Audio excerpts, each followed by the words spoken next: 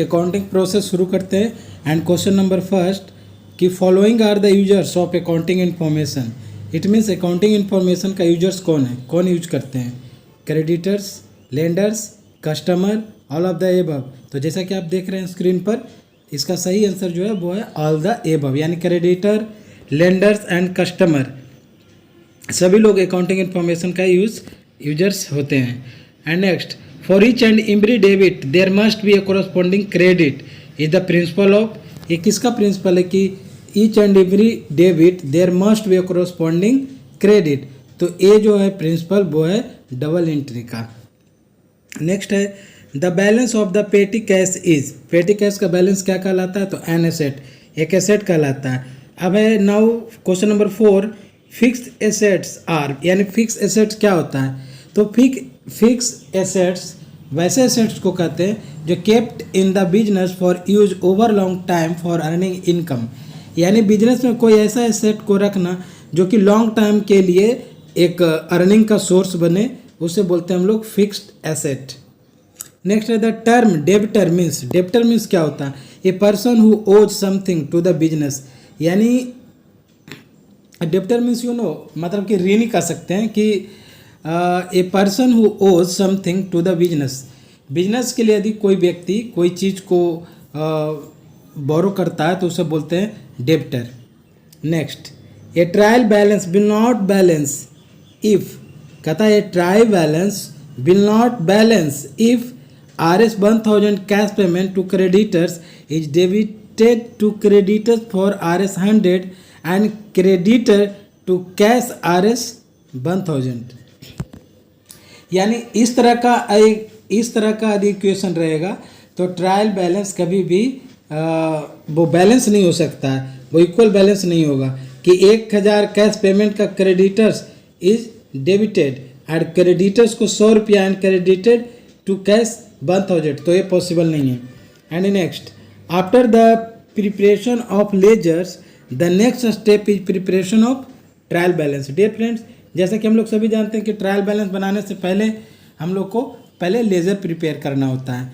And next question number 8, after preparing the trial balance the account finds that the total of debit side is short by RS 3000, the difference will be debited to suspense account. तो वो debited किस में होगा? तो वो होगा suspense account में। Okay. Next question number 9, कहता RS 20,000 paid as wages for erecting a machine should debited to.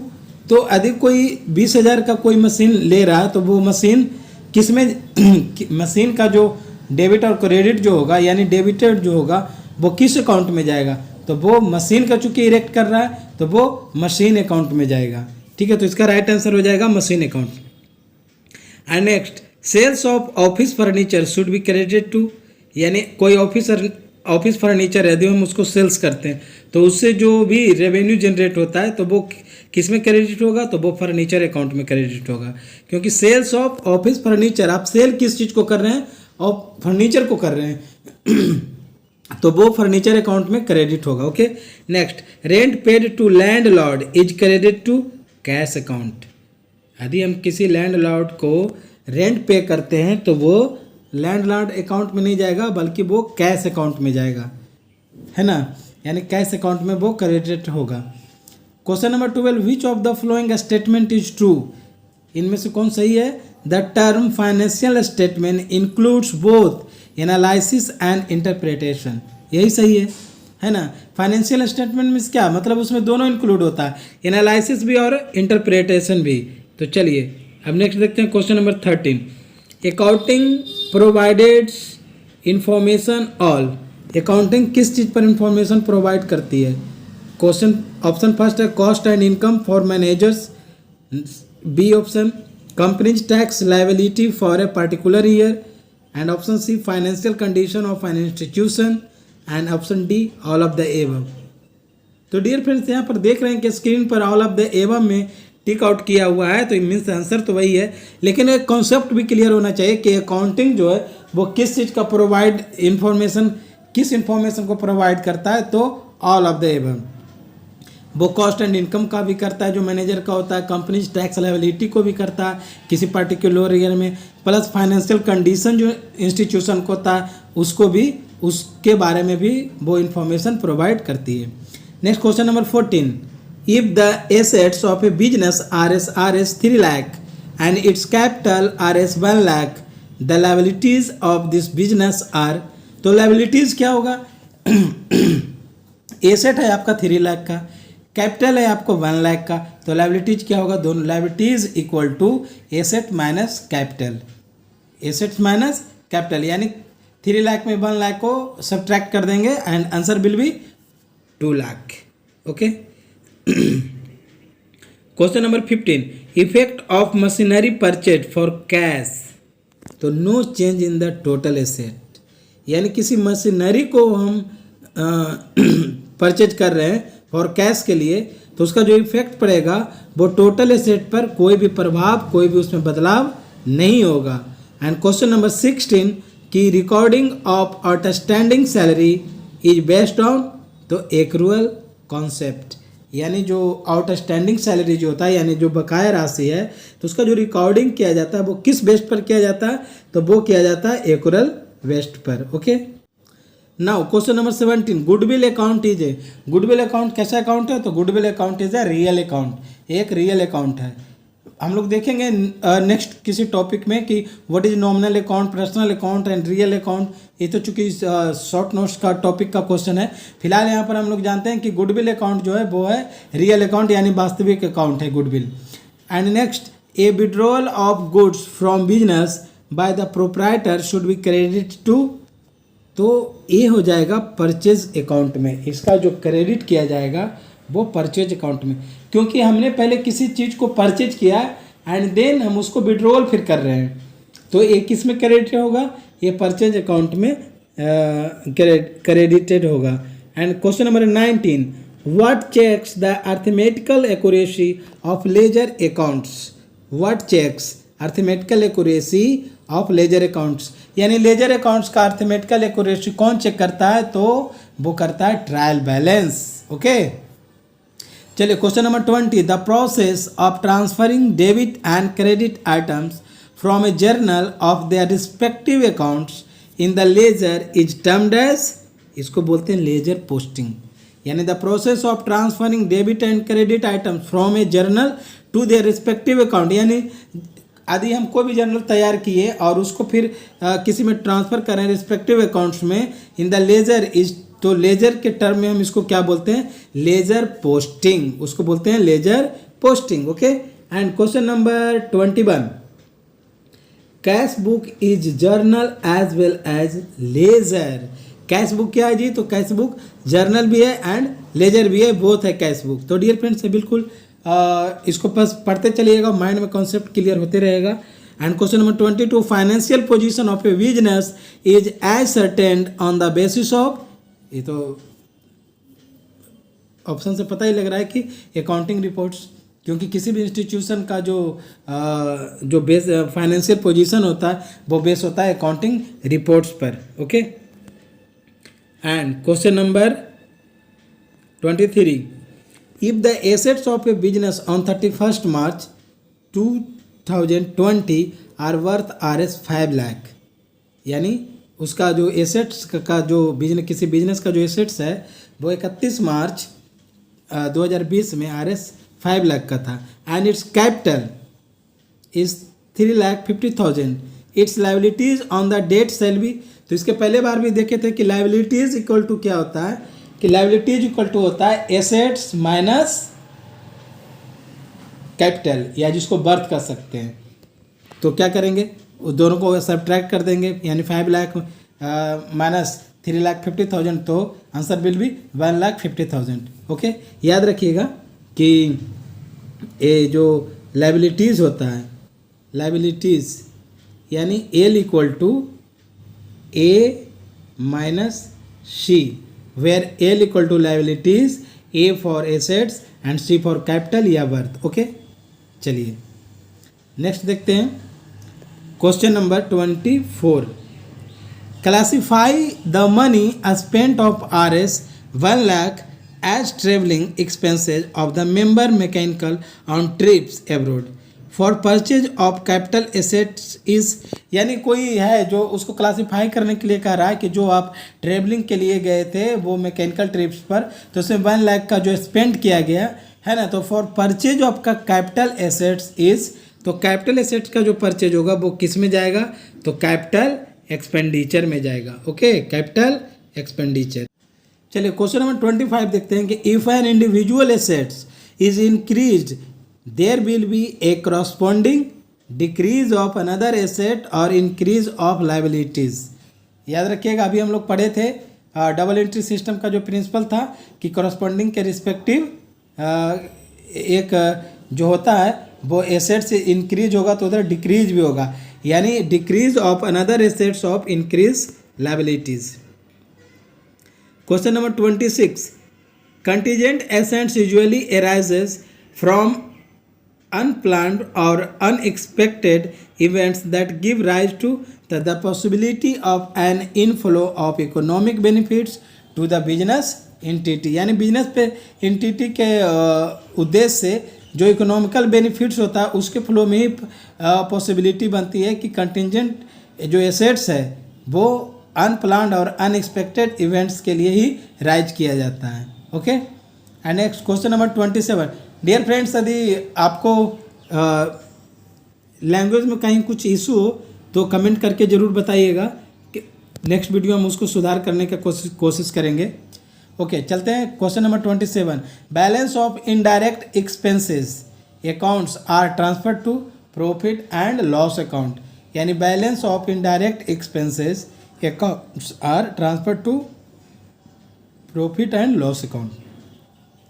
Question number 28, the capital of a sole trader would change as a result of तो wages being paid in cash, यानी उसका जो paid होगा, जो cash में paid होगा, यानी wages जो यानी उसकी जो मजदूरी होगी वो पेड में कैश में पेड किया जाएगा।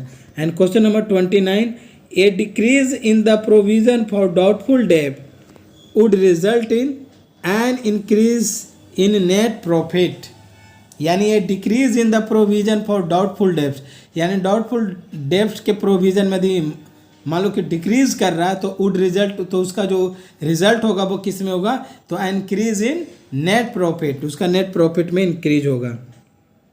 And question number 30, the debts written off as bad if recovered subsequently are credited to bad debts recover account। वैसे कंडीशन में डेब्ट्स को जो लिखा जाएगा वो रिटर्न ऑफ एज बैड, यानी credit to bad debts recover account. Okay, question number 31 कि provision for bad डेब्ट and doubtful debts is treated in the balance sheet as, यानी बैलेंस शीट में किस प्रकार से ट्रीट किया जाता है, जो बैड एंड डाउटफुल डेब्ट्स का प्रोविजन होता है तो उसको डिडक्टेड फ्रॉम डेब्टर्स के रूप में उसको ट्रीट किया जाता है, डिडक्टेड फ्रॉम डेब्टर्स।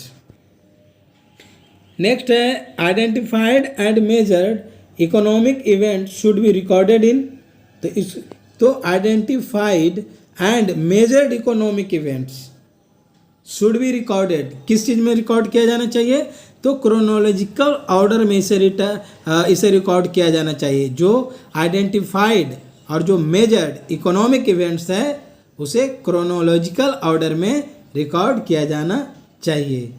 नेक्स्ट है 33 नंबर क्वेश्चंस कि सस्पेंस अकाउंट बैलेंस इज, यानी सस्पेंस अकाउंट जो बैलेंस होता है वो क्या है, डेबिट है, क्रेडिट है, बोथ है, क्या है, तो डेबिट और क्रेडिट, या तो ये डेबिट हो सकता है या तो क्रेडिट हो सकता है। चलिए क्वेश्चन नंबर 34 देखते हैं कि when a debtor pays her dues, यानी जब कोई डेब्टर अपने ड्यूज को पेज करता है तो there will be no change in total asset और total liabilities. Okay, and next question number 35, claim admitted in respect of stock destroyed by fire will be credit to balance sheet, यानी fire की वजह से यदि कोई stock destroy हो जाता है तो उसको जो क्लेम किया जाएगा तो वो किस में किया जाएगा, तो वो बैलेंस शीट में किया जाएगा।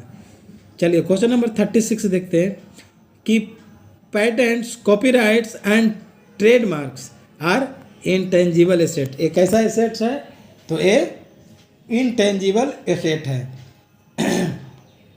Question number 36, balance sheet are prepared. Balance sheet कब प्रिपेयर किया जाता है? तो ये एनुअली प्रिपेयर किया जाता है, यानी साल में एक बार। कहता है book keeping is mainly concerned with recording of financial data. Book keeping में किस चीज़ को समाहित किया जाता है? तो recording of financial data. And question number 39, preparation of a trial balance is for the trial balance to agree. यानी ट्रायल बैलेंस का जो प्रिपरेशन किया जाता है किस लिए किया जाता है? तो the trial balance to agree, सहमति के लिए किया जाता है कि हमने जो दिखाया है डेबिट और क्रेडिट, एक्सपेंस और रेवेन्यू, उसके लिए। Question number 40, cash book which is maintained to record a small expenses is called petty cash book. यानी पेटी कैश बुक में छोटे छोटे खर्च को दिखाया जाता है। Question number 41, what is that maintained for known liabilities. इसको बोलते हैं provision. What is that maintained for known liabilities. जो लायबिलिटीज के रूप में जानते हैं उसे कौन सा मेंटेन करता है? तो प्रोविजन, प्रावधान। Question number 42, closing rectification and adjustment entries are made in which subsidiary book. तो यह जर्नल प्रॉपर, यानी जर्नल प्रॉपर में क्लोजिंग, रेक्टिफिकेशन, किसी तरह का सुधार की आवश्यकता, एडजस्टमेंट है तो वो आपका जनरल प्रॉपर में उसको एंट्री किया जाता है।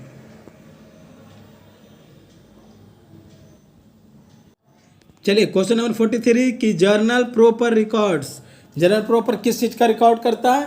तो all transaction not recorded in any subsidiary books. यानी जो सब्सिडरी बुक्स में जिसको रिकॉर्ड नहीं किया गया है तो वैसे सभी ट्रांजैक्शंस को जनरल प्रॉपर में रिकॉर्ड किया जाता है। Okay. And next question number 44 कि real account records. Real account किस चीज़ को रिकॉर्ड करता है? तो डीलिंग इन कमोडिटीज़, यानी कमोडिटीज़ का जो डील होता है ना, उसको रियल अकाउंट में रिकॉर्ड किया जाता है। ओके। चलिए क्वेश्चन नंबर 45 देखते हैं।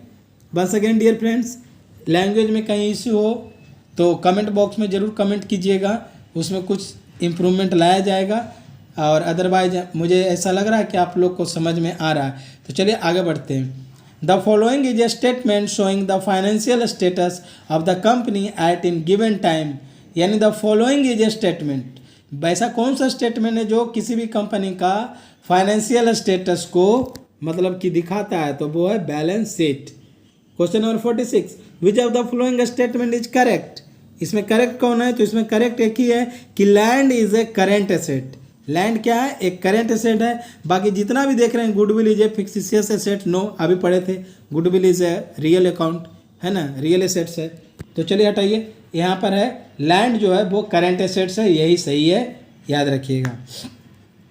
कहता after sale of goods worth Rs 20,000 on March 31, 2020 A proprietor is left with closing stock of Rs 10,000।